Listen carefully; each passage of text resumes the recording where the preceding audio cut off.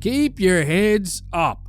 This was probably the message that was floating around the Canadiens locker room prior to last night's game. Not only does the Anaheim Ducks have Radko Gudas on the blue line who likes to lower the boom, but now they got this idiot. Trouba, remember him? He's the guy who nearly killed Justin Barron a couple of weeks ago. Made him relive his entire life right here. Yup, every single turnover.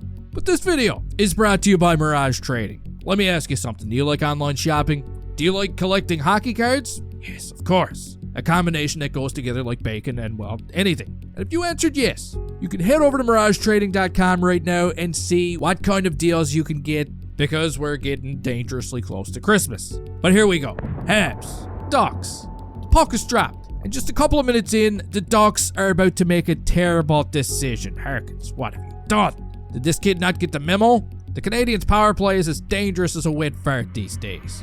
In just their first opportunity of the game, Lane Hudson hustles to keep it in. He gets it right over to Nick Suzuki. Suzuki sells the shot, gets it to Laine, and the rest is history. That's 3 goals in 4 games right now for Patrik Laine, and every single one of them were on the power play. I love it. The Habs keep pushing after the goal. They're looking to strike again, but before they get a chance, Troy Terry is going to tie it all up at 1. Check it out. He gets a big, juicy rebound off of Sam Manton ball, and it completely turns things around because for the remainder of the first period, the Ducks, they just toyed with him. They toyed with him. Shots on goal were 11-5. It wasn't good. Blech.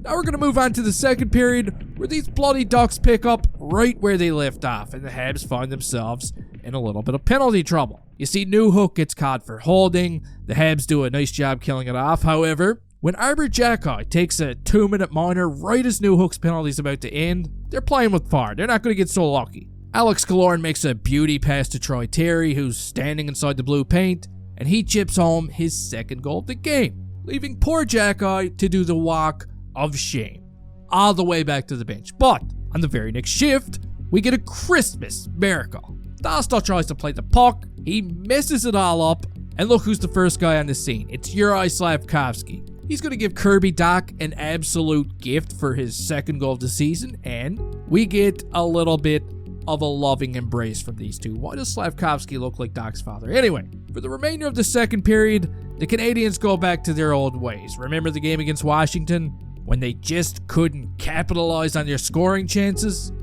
Well, my God, it happened again. The period even comes to an end with Patrik Laine teasing us once again and ringing one off the bar. And now we're going to head on to the third period, where the Canadiens come out looking pretty good. You're still getting some big chances. Nick Suzuki's going to get robbed. Lane Hudson can't buy one. Caden Gooley's out here kicking ass. He's been kind of kicking ass all night. Even got into a little bit of a scrap, I guess you could call it, earlier in the game with Strome.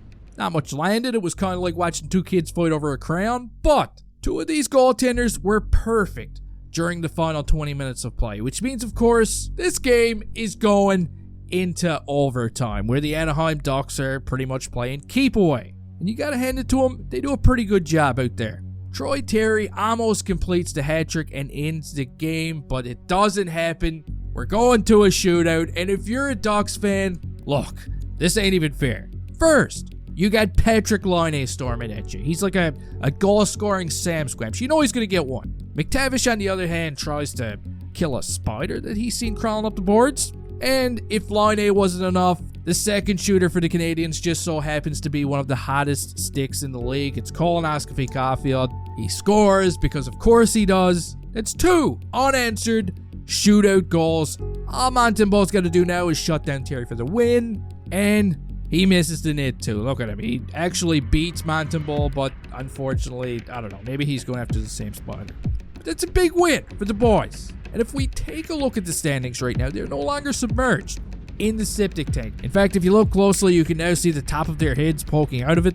Next up, they're going to be hosting the Pittsburgh Penguins on Thursday night. One more win at home would be huge, and you got to admit, it is crazy how much of an impact Patrik Laine has had on this team so far. And even Lane Hudson, a rookie like Hudson, he's been incredible. He's making history.